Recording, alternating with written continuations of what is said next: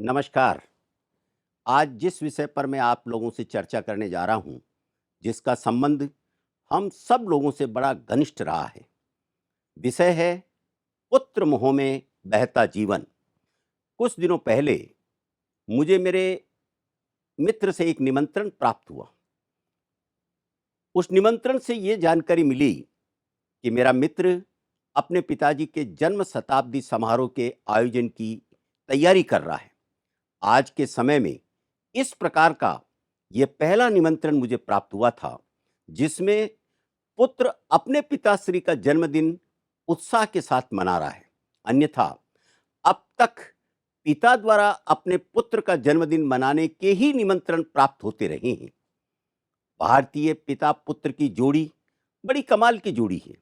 दुनिया के सबसे नजदीक संबंध में यदि सबसे कम बोलचाल है तो वो है पिता पुत्र में।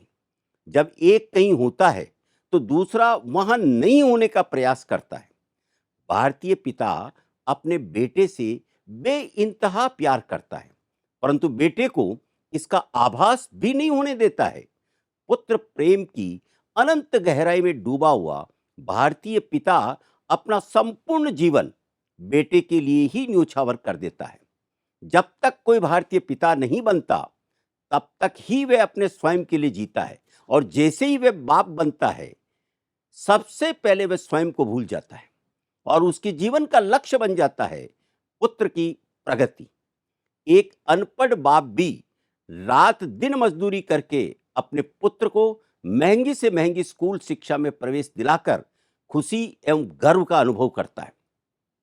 हर पिता अपने पुत्र का दुनिया की सबसे खूबसूरत लड़की से ब्याह कराना चाहता है। श्रेष्ठ शिक्षा और होनहार हमसफर के साथ पिता अपने पुत्र की जीवन यात्रा में कृष्ण की भांति सारथी बना रहता है। पिता की एक ही इच्छा रहती है कि उसका पुत्र अर्जुन की भांति जीवन के महासंग्राम में विजयी बने। कोई भी पिता अपने पुत्र की हार को कभी बर्दाश्त नहीं कर सकता है। हर क्षण, हर पल अपने पुत्र को विजयी मुद्रा में देखने की अभिलाषा में ही अपना संपूर्ण जीवन समर्पित कर देता है। मेरा कहने का भाव यह नहीं है कि पिता पुत्र पर कोई उपकार कर रहा है, अपितु वह तो मात्र अपने कर्तव्य पथ पर अग्रसर है। दूसरी ओर पुत्र ने पता नहीं क्यों इस प्रकार के कर्तव्य पथ से दूरी बना रखी है। पुत्र के मन मस्तिष्क में पितृमोह की तरंगे ही नहीं उठती है।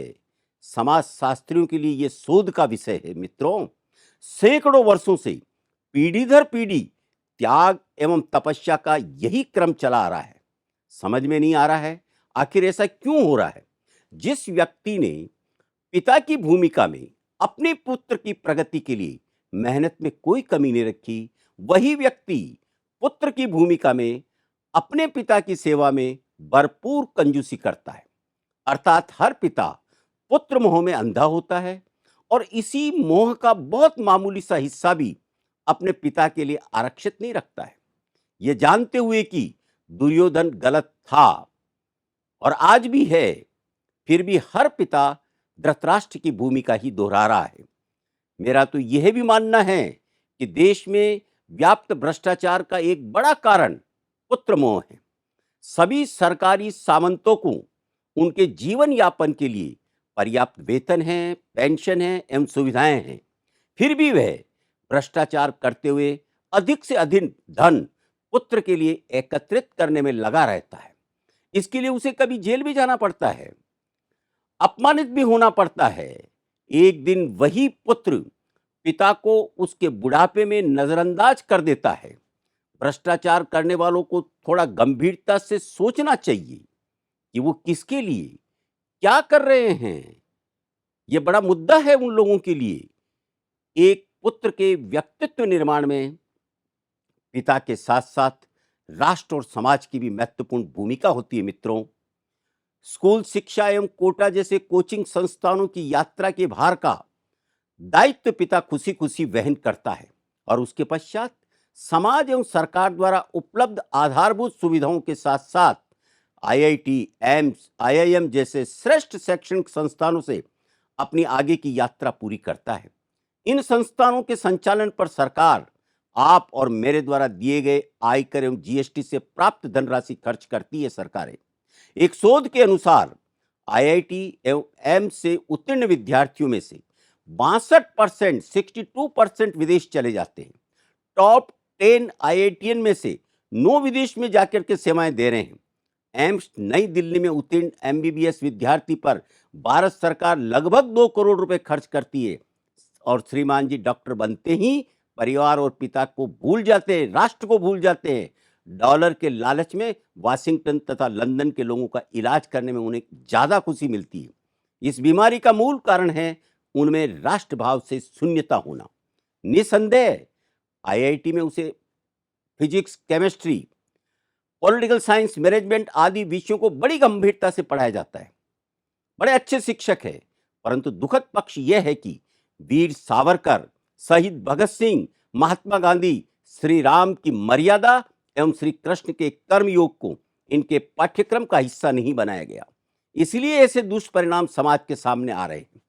निसंदेह प्रतिभा है और उसके टैलेंट को हम सैल्यूट करते हैं, परंतु पितृभाव एवं राष्ट्रभाव से विहीन प्रतिभाएं परिवार और राष्ट्र के लिए केवल और केवल भार है, गर्व एवं अभिमान नहीं है।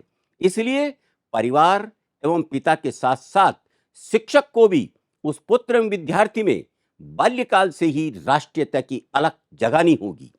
परिवार, समाज एवं देश के प्रति उसके उत्तरदायित्वों का बोध कराना होगा मित्रों, तभी इस वातावरण में सुधार होगा और एक पुत्र के मन में कहीं न कहीं अपने पिता के और राष्ट्र के प्रति श्रेष्ठ भाव पैदा होंगे। धन्यवाद।